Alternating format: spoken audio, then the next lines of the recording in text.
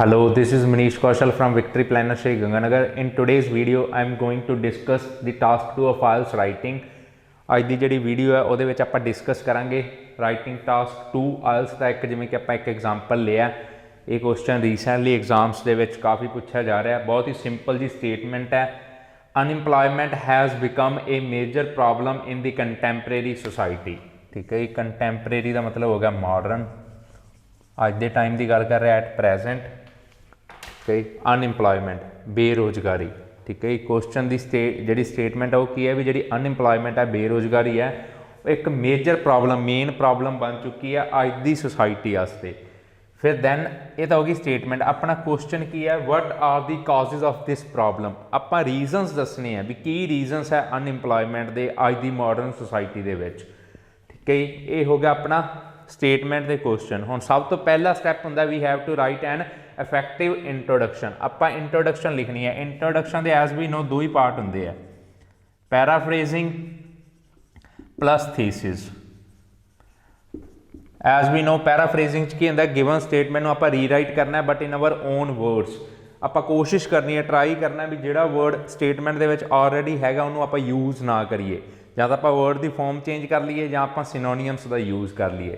Next step होंदा thesis. Thesis की हुंदा जिवें इहने क्वेश्चन पूछा what are the causes of this problem. ठीक है, भी की कारण है। तो आप जी एक statement लिखांगे in this essay I will discuss the main reasons of unemployment. जी वो स्टेटमेंट या लाइन होगी उन्होंने कहा जाता है थीसिस। तो दो ही पार्ट होंगे है। बहुत सारे स्टूडेंट्स जर्नल लाइन लैके आर्गूमेंट्स करते हैं या पूछते हैं। जर्नल लाइन देखो कोई मतलब यूज़ की नहीं गई, ये नहीं लिखने का फायदा। जर्नल लाइन की है एक जस्ट इस इंडीकेशन दिंदी है भी आपां अपने कोले जिहड़ा टॉपिक सीगा उहदे रिलेटेड एक्यूरेट जिहड़ी इन्फॉर्मेशन है या जिहड़ी इन्फॉर्मेशन लिखनी सी वो है नहीं सी, तो आपां आपदी वर्ड लिमिट नूं कंप्लीट करने वास्ते एक्सट्रा चीज़ लिखती। तो आपां पहलां इंट्रोडक्शन देखते हैं।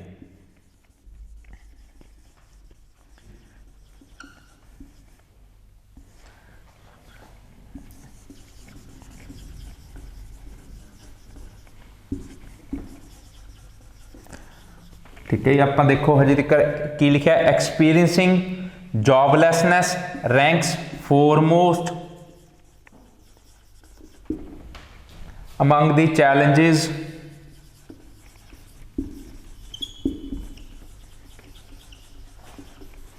Of the modern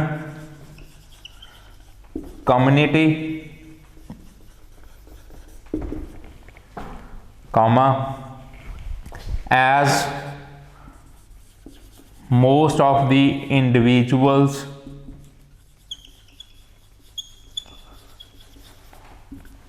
are workless। So आपां की जी स्टेटमेंट सी गिवन स्टेटमेंट से उन्होंने रीराइट करता मीनस पैराफ्रेज करता। आप देखो की लिखा एक्सपीरियंसिंग जॉबलैसनैस। यही थां ते तुसीं कन्फ्रंटिंग भी लिख सकते हो, फेसिंग भी लिख सकते हो भी सामना करना या उस चीज़ को एक्सपीरियंस करना। इस थां ते फेसिंग भी लिख सकते हो तुसीं। जॉबलैसनैस आपां अनइंपलॉयमेंट की जगह पर यूज़ किया एज ए सिनोनियम। ठीक है, रैंक्स फॉरमोस्ट। रैंक्स फॉरमोस्ट का मतलब की हो गया भी सब तो पहला आती है among the challenges of the modern community. जो मॉडर्न कम्युनिटी के चैलेंजेस है उन्होंने तो सब तो पहला किहड़ी चीज़ आती है जॉबलैसनैस। ठीक है, जॉबलैसनैस की हो गया अनइंपलॉयमेंट का सिनोनियम। दैन आपां एक थोड़ा जिहा ये जी अपनी आप पैराफ्रेजिंग की थी आप जी स्टेटमेंट आप खुद लिखी है वो थोड़ी जी एक सपोर्ट वास्ते एक शॉर्ट सेंटेंस लिखता as most of the individuals are workless. भी आप ये चीज़ क्यों कह रहे हैं भी वो सब तो पहला आती है अनइंपलॉयमेंट, क्योंकि बहुत सारे जोड़े या ज़्यादातर जोड़े इंडिविजुअल्स है वो वर्कलैस है अज के टाइम। ये तो होगी अपनी पैराफ्रेजिंग मीनस आप गिवन स्टेटमेंट को अपनी आपकी वर्डिंग च लिखता तो मीनिंग जो कोर मीनिंग है मीनस मेन मीनिंग है वो सेम है। हम आप थीसिस लिखते हैं। थीसिस आप जिवें लिखा this essay aims to explore the root causes of worklessness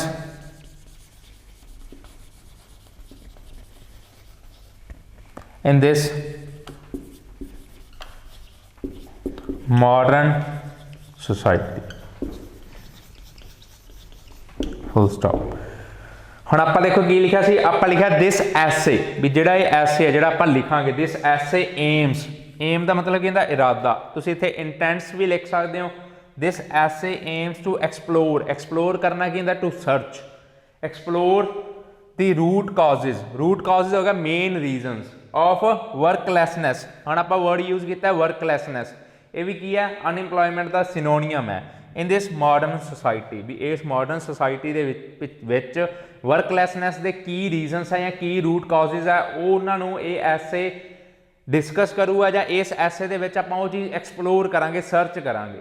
ਠੀਕ ਹੈ, ਤੁਸੀਂ ਸਕਰੀਨਸ਼ਾਟ ਲੈ ਸਕਦੇ ਹੋ ਜੇ ਲੈਣਾ ਤਾਂ। ਇਹ ਤਾਂ ਹੋਗੀ ਆਪਣੀ introduction, short and sweet introduction. ਆਪਾਂ ਇੰਟਰੋਡਕਸ਼ਨ ਲਿਖਤੀ ਤੇ ਇਹ ਅਸਿਊਮ ਕੀਤਾ ਜਾਂਦਾ ਵੀ ਜੇ ਤੁਸੀਂ ਇੰਟਰੋਡਕਸ਼ਨ ਆਪਦੀ ਜੈਰੈਂਡ ਫਾਰਮ ਆਫ ਵਰਬ ਤੋਂ ਸਟਾਰਟ ਕਰਦੇ ਹੋ, ਮੀਨਸ ਜਿਹਨੂੰ ਸਿੰਪਲੀ ਤੁਸੀਂ ਜਾਣਦੇ ਹੋ ING ਫਾਰਮ ਵਰਬ ਦੀ, ਤਾਂ ਤੁਹਾਡਾ ਬੈਂਡ ਸਕੋਰ ਜਿਹੜਾ ਹੈਗਾ ਉਹ ਇਨਹੈਂਸ ਹੁੰਦਾ। ਤਾਂ ਆਪਾਂ ਇੱਥੇ ਤਾਈਓ ਐਕਸਪੀਰੀਐਂਸਿੰਗ ਲਿਖਿਆ ਸੀਗਾ, ਤੁਸੀਂ ਫੇਸਿੰਗ ਵੀ ਲਿਖ ਸਕਦੇ ਹੋ, ਕਨਫਰੰਟਿੰਗ ਵੀ ਲਿਖ ਸਕਦੇ ਹੋ।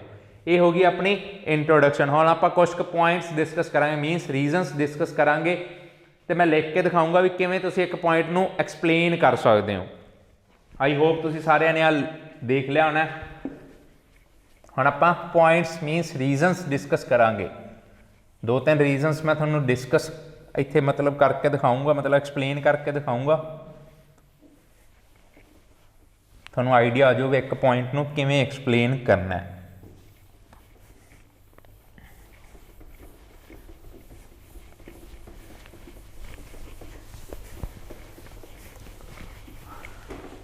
ठीक है जी, ਹੁਣ ਆਪਾਂ ਮੰਨ ਲਓ ਪੈਰਾਗ੍ਰਾਫ ਸਟਾਰਟ ਕਰ ਰਹੇ ਹਾਂ ਆਪਦਾ। ਫॉर एग्जांपल ਆਪਾਂ ਲਿਖਿਆ let me begin with the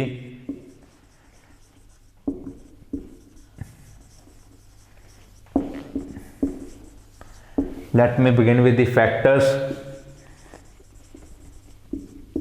which are responsible for unemployment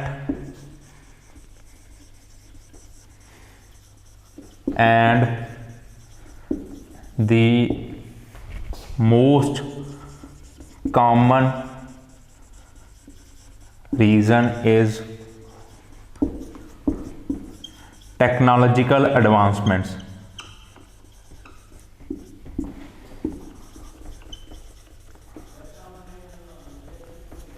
full stop। ठीक है जी, ਆਪਾਂ ਕੀ ਹੈ ਜੀ, ਆਪਾਂ ਪੈਰਾਗ੍ਰਾਫ ਦੀ ਸਟਾਰਟਿੰਗ ਕੀਤੀ let me begin with the factors which are responsible for unemployment, ਵੀ ਮੈਨੂੰ ਉਹ ਫੈਕਟਰਸ ਨਾਲ ਸ਼ੁਰੂਆਤ ਕਰਨ ਦਿਓ ਜਿਹੜੇ ਅਨਇੰਪਲੋਇਮੈਂਟ ਲਈ ਜ਼ਿੰਮੇਦਾਰ ਹੈ। And the most common reason is technological advancement, ਤੇ ਸਭ ਤੋਂ ਕਾਮਨ ਰੀਜ਼ਨ ਕੀ ਹੈ ਟੈਕਨੋਲੋਜੀਕਲ ਐਡਵਾਂਸਮੈਂਟਸ, ਵੀ ਜਿਹੜੀ ਟੈਕਨੋਲੋਜੀ ਦੇ ਵਿੱਚ ਐਡਵਾਂਸਮੈਂਟਸ ਹੋਈਆਂ ਉਹ ਸਭ ਤੋਂ ਮੇਨ ਰੀਜ਼ਨ ਹੈ ਅਨਇੰਪਲੋਇਮੈਂਟ ਦਾ। ਤਾਂ ਆਹ ਤਾਂ ਹੋ ਗਈ ਆਪਣੀ task statement means main point. ਹੁਣ ਇਹਨੂੰ ਆਪਾਂ ਰਿਲੇਟ ਕਰਨਾ ਕੁਐਸਚਨ ਨਾਲ, ਤਾਂ ਆਪਾਂ ਜਿਵੇਂ ਇੱਥੇ ਵਰਡ ਯੂਜ਼ ਕੀਤਾ to simplify comma automation and advancements in the field of technology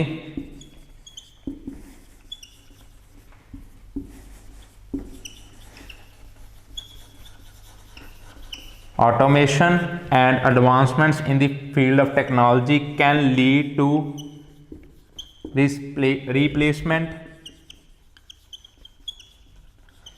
of human labor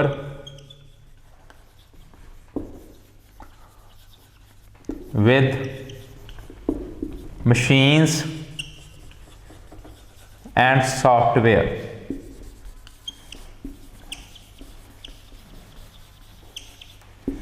Therefore full stop तो बाद आप लिखा therefore many individuals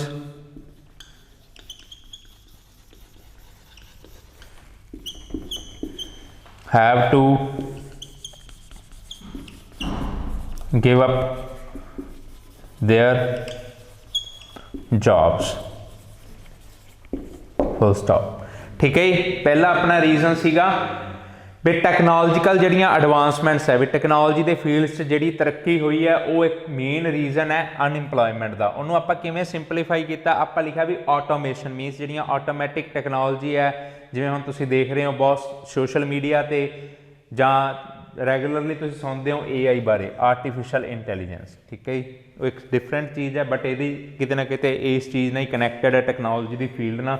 ਆਪਾਂ ਲਿਖਿਆ automation and ਐਡਵਾਂਸਮੈਂਟਸ in the field of technology, ਵੀ ਜਿਹੜੀ ਆਟੋਮੇਸ਼ਨ ਹੋ ਰਹੀ ਹੈ, ਵੀ ਸਾਰੀਆਂ ਚੀਜ਼ਾਂ ਆਟੋਮੈਟਿਕ ਹੋ ਰਹੀਆਂ ਉਹ, ਤੇ ਜਿਹੜੀ ਟੈਕਨੋਲੋਜੀ ਦੀ ਫੀਲਡ ਹੈ ਉਹਦੇ ਵਿੱਚ ਜਿਹੜੀਆਂ ਐਡਵਾਂਸਮੈਂਟਸ ਹੋ ਰਹੀਆਂ, ਤਰੱਕੀ ਹੋ ਰਹੀ ਹੈ, can lead to replacement of human labour.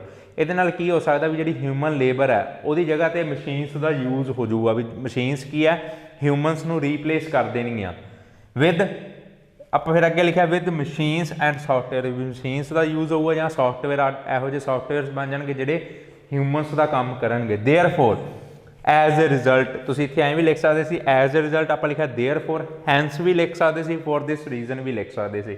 ਮੈਨੀ individuals will have to give up their jobs, many individuals will have to give up their jobs, ਵੀ ਉਹਨਾਂ ਨੂੰ ਆਪਦੀਆਂ ਜੌਬ ਛੱਡਣੀਆਂ ਪੈਣੀਆਂ, ਮੀਨਸ ਉਹ ਹੈਲਪਲੈਸ ਹੋ ਜਾਣਗੇ, ਮਜਬੂਰ ਹੋ ਜਾਣਗੇ। ਜਦੋਂ ਸਾਰਾ ਕੰਮ ਮਸ਼ੀਨਸ ਨਾਲ ਹੋਊਗਾ ਤਾਂ ਜੋ ਵੀ ਆਰਗੇਨਾਈਜੇਸ਼ਨ, ਜੋ ਵੀ ਕੰਪਨੀ, ਫॉर ਐਗਜ਼ਾਮਪਲ ਕਿਤੇ ਕੋਈ ਇੰਡੀਵਿਜੂਅਲ ਕੰਮ ਕਰ ਰਿਹਾ, ਉਹ ਕੰਪਨੀ 'ਚ ਮਸ਼ੀਨਸ ਇੰਸਟਾਲ ਹੋ ਜਾਣਗੀਆਂ, ਤਾਂ ਜਿਹੜੇ ਉੱਥੋਂ ਦੇ ਮੰਨ ਲਓ ਆਪਾਂ ਕਹਿ ਦਈਏ ਇੰਪਲੋਇਰ ਹੈ ਜਾਂ ਜਿਹੜੇ ਡਾਇਰੈਕਟਰਸ ਹੈ, ਉਹ ਫਿਰ ਜਿਹੜਾ ਸਟਾਫ ਹੈ ਉਹਨੂੰ ਰਿਡਿਊਸ ਕਰ ਦੇਣਗੇ। ਬਿਕੋਜ਼ ਕੀ ਹੈ, ਇਹ single machine can work up to long hours, ਠੀਕ ਹੈ, ਲੰਮੇ ਘੰਟਿਆਂ ਤੱਕ, ਮਤਲਬ ਬਹੁਤ ਸਾਰੇ ਘੰਟਿਆਂ ਤੱਕ ਕੰਮ ਕਰ ਸਕਦੀ ਹੈ, ਐਜ਼ ਵੈਲ ਐਜ਼ 2 ਜਾਂ 3 ਇੰਡੀਵਿਜੂਅਲਸ ਦਾ ਕੰਮ ਇਕੱਲੀ ਇੱਕ ਮਸ਼ੀਨ ਕਰ ਸਕਦੀ ਹੈ। ਤਾਂ ਆਹ ਆਪਣਾ ਹੋ ਗਿਆ ਪਹਿਲਾ ਰੀਜ਼ਨ, ਕਿਹੜਾ ਸੀਗਾ, ਟੈਕਨੋਲੋਜੀਕਲ ਐਡਵਾਂਸਮੈਂਟਸ। ਆਈ ਹੋਪ ਤੁਹਾਨੂੰ ਸਮਝ ਆਇਆ ਹੋਣਾ। ਹੁਣ ਆਪਾਂ ਦੇਖਦੇ ਹਾਂ ਨੈਕਸਟ ਰੀਜ਼ਨ।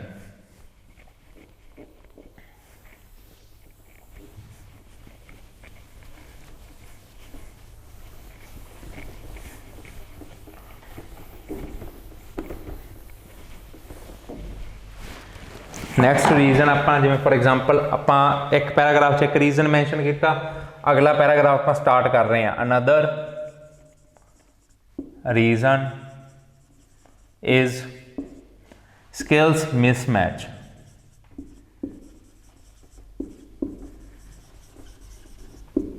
Full stop. ਆਪਾਂ ਅਗਲਾ ਰੀਜ਼ਨ ਕੀ ਪਾਇਆ, ਸਕਿੱਲਸ ਮਿਸਮੈਚ, ਸਕਿੱਲਸ ਜੋ ਵੀ ਆਪਣੇ ਕੋਲੇ ਸਕਿੱਲ ਆ ਉਹਦਾ ਮਿਸਮੈਚ, ਠੀਕ ਹੈ। ਇਹਨੂੰ ਹੁਣ ਆਪਾਂ ਰਿਲੇਟ ਕਰਦੇ ਹਾਂ ਕੁਐਸਚਨ ਨਾਲ, ਜਿਵੇਂ ਆਪਾਂ ਲਿਖਿਆ to make it more simple, to make it more simple. ਪਹਿਲਾਂ ਵਾਲੇ ਪੁਆਇੰਟ 'ਚ ਆਪਾਂ ਇੱਥੇ ਲਿਖਿਆ ਸੀ ਟੂ ਸਿੰਪਲੀਫਾਈ, ਹੁਣ ਆਪਾਂ ਨਵਾਂ ਕਨੈਕਟਰ ਜਾਂ ਨਵਾਂ ਇੱਕ ਸਟਾਰਟਰ ਯੂਜ਼ ਕੀਤਾ to make it more simple, ਇਹਨੂੰ ਹੋਰ ਥੋੜਾ ਜਿਹਾ ਸਿੰਪਲ ਬਣਾਉਣੇ ਆ ਵੀ ਸਕਿੱਲਸ ਮਿਸਮੈਚ ਕਿਵੇਂ ਰਿਸਪੋਂਸੀਬਲ ਹੈ ਅਨਇੰਪਲੋਇਮੈਂਟ ਵਾਸਤੇ। ਤੇ ਜਿਵੇਂ ਫॉर एग्जांपल ਲਿਖਿਆ there may be a disconnect, there may be a disconnect between the skills possessed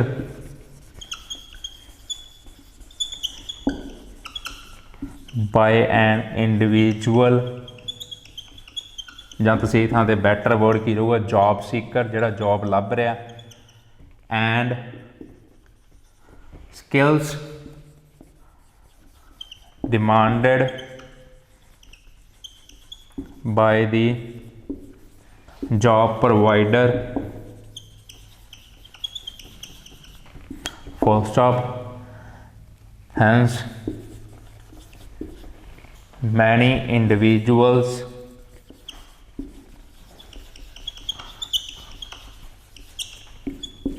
may struggle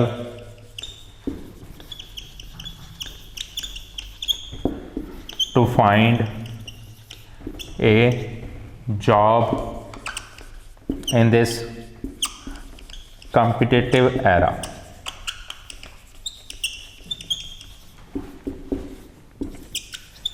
Full stop. ਤਾਂ ਹੁਣ ਆਪਾਂ ਦੇਖੋ ਕੀ ਲਿਖਿਆ, ਆਪਾਂ ਰੀਜ਼ਨ ਪਾਇਆ ਸੀਗਾ ਸਕਿੱਲਸ ਮਿਸਮੈਚ। ਹੁਣ ਸਕਿੱਲਸ ਮਿਸਮੈਚ ਨੂੰ ਆਪਾਂ ਐਕਸਪਲੇਨ ਜਾਂ ਰਿਲੇਟ ਕਿਵੇਂ ਕੀਤਾ ਅਨਇੰਪਲੋਇਮੈਂਟ ਨਾਲ, ਆਪਾਂ ਜਿਵੇਂ ਲਿਖਿਆ there may be a disconnect, disconnect means कोई कनेक्शन ना होना between the skills possessed by an individual और जॉब सीकर, भी कोई इंडिविजुअल ਜਿਹੜਾ ਜੌਬ ਲੱਭ ਰਿਹਾ, ਜਿਹਨੂੰ ਜੌਬ ਦੀ ਜ਼ਰੂਰਤ ਹੈ, ਉਹਦੀਆਂ ਜਿਹੜੀਆਂ ਸਕਿੱਲਸ ਆ, ਮੀਨਸ ਉਹਦੇ ਕੋਲੇ ਜਿਹੜੀਆਂ ਸਕਿੱਲਸ ਹੈਗੀਆਂ ਉਹ ਕਈ ਵਾਰੀ ਕੀ ਹੈ, ਜਿਹੜੀਆਂ ਸਕਿੱਲਸ ਡਿਮਾਂਡਡ ਬਾਈ ਦੀ ਜੌਬ ਪ੍ਰੋਵਾਈਡਰ, ਜਿਹਨੇ ਜੌਬ ਦੇਣੀ ਹੈ, ਉਹਦੀਆਂ ਜੋ ਰਿਕੁਆਇਰਮੈਂਟਸ ਹੈ, ਡਿਮਾਂਡ ਹੈ।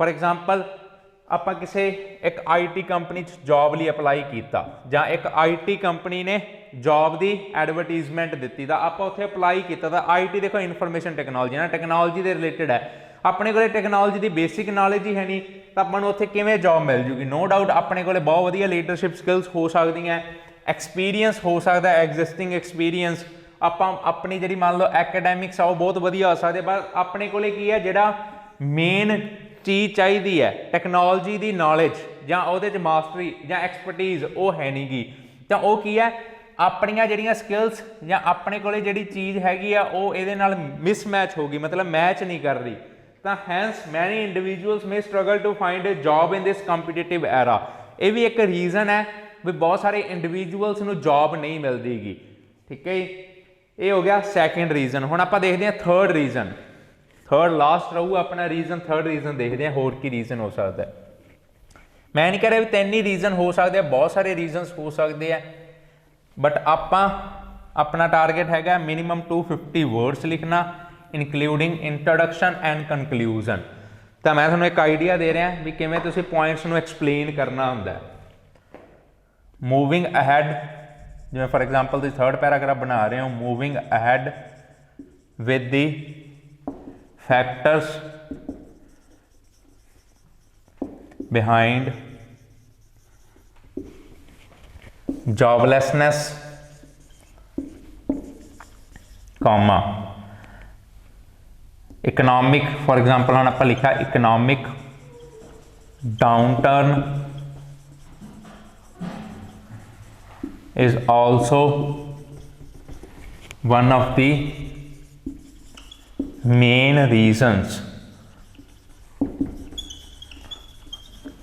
फुल स्टॉप ठीक है फिर आप लिखा moving ahead with the factors behind joblessness भी जी जॉबलैसनैस या अनएम्प्लॉयमेंट है वो पिछे की कारण है उन्होंने अगे बढ़ते हुए भी होर तो आप लिखा से economic downturn is also one of the main reasons economic मीनस economy के रिलेटेड डाउनटर्न मीनस डिकलाइन ठीक है इकॉनमी जो डिकलाइन आता मीनस आप की गल कर रहे हैं रिसैशन की होंगे मंदी ठीक है जिमें कि हम तुम सोशल मीडिया देखते हो या रैगूलरली जो गूगल पर भी देखते हो या आपके फ्रेंड्स एंड फैमिली या जोड़े रैलेटिव्स थोड़े फॉर एग्जाम्पल मैं इतने एग्जाम्पल लैना चाहूँगा कैनेडा का तुम देखते हो तो उत्थे रिसैशन सीगा हुण दूर हो रहा हौली हौली रिसैशन सीगा उस पीरीयड के दौरान की है बहुत सारे जोड़े इंडिविजुअल्स स्ट्रगल कर रहे थे जॉब वास्ते कुछ एरियाज़ के विच तो वो चीज़ आप लिखिए इकनॉमिक डाउनटर्न भी एक मेन रीजनस के विचों एक चीज़ हैगी है ये आप for example in to explain हम इन्हों आप एक्सप्लेन करते हैं कॉमा ड्यूरिंग रिसैशन और इकनॉमिक डाउनटर्न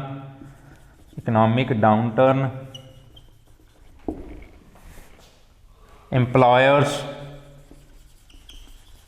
और companies often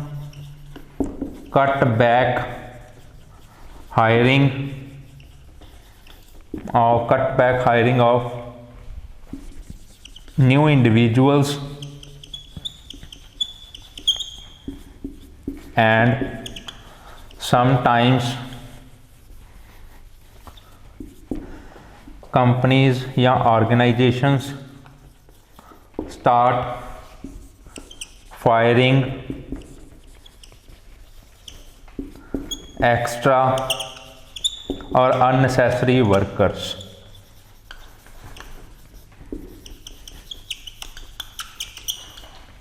Which as a consequence results in unemployment.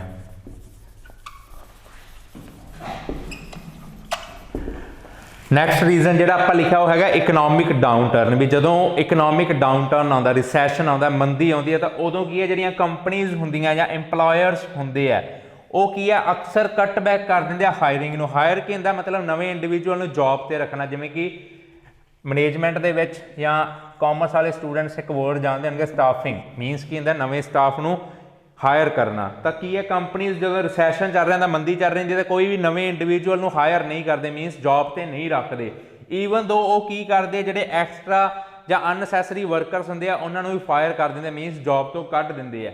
ਤਾਂ ਇਹ ਵੀ ਇੱਕ ਰੀਜ਼ਨ ਹੈ, ਜਾਂ ਇਹਦੇ ਨਾਲ ਵੀ ਕੀ ਹੈ ਕੁਛ ਹੱਦ ਤੱਕ ਅਨਇੰਪਲੋਇਮੈਂਟ ਹੁੰਦੀ ਹੈ। ਇਹ ਆਪਾਂ ਦੇਖ ਲਿਆ ਥਰਡ ਰੀਜ਼ਨ। ਹੁਣ ਆਪਾਂ ਲਾਸਟ ਵਿੱਚ ਦੇਖਦੇ ਹਾਂ ਕਨਕਲੂਜਨ, ਵੀ ਕਨਕਲੂਜਨ ਦੇ ਵਿੱਚ ਆਪਾਂ ਕੀ ਲਿਖ ਸਕਦੇ ਹਾਂ।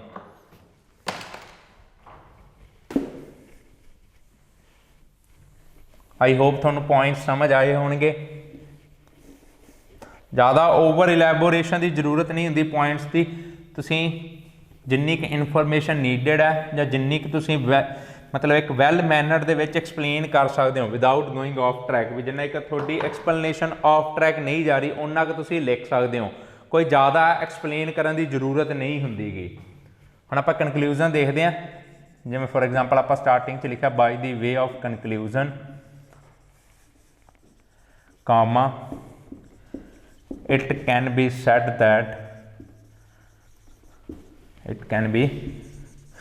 that unemployment is a complex issue influenced by multitude reasons including comma technological advancements,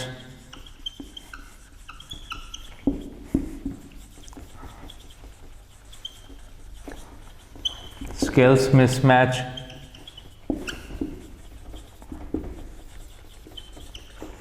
as well as economic downturn, full stop. Personally, I believe this serious challenge must be addressed on priority basis.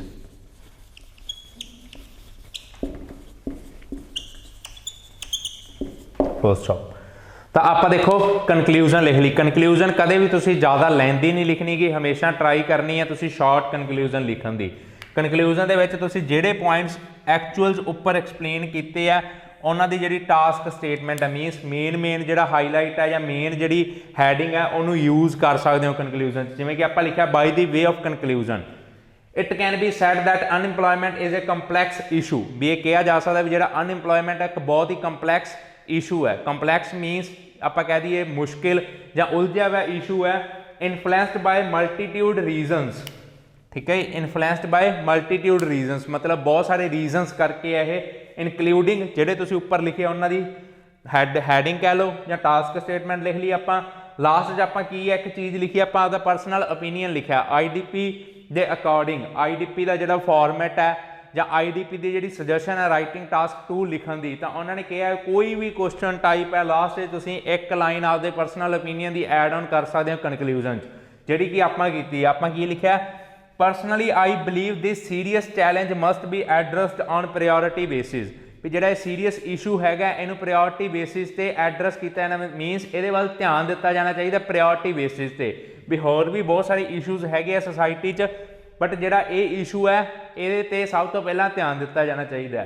तो ये आप देख लिया conclusion. सब तो पहला आप introduction देखी, दैन आप पॉइंट्स की एक्सप्लेनेशन देखी, लास्ट आप कनकलूजन देखी। तो देखो बहुत ही सिंपल वे दे विच तुसीं आपदा जिहड़ा राइटिंग टास्क 2 उहनूं इनहैंस कर सकते हो, उन्होंने बहुत ही वधिया एक वैल मैनर्ड वैल ऑर्गेनाइज्ड वे एक्सप्लेन कर सकते हो।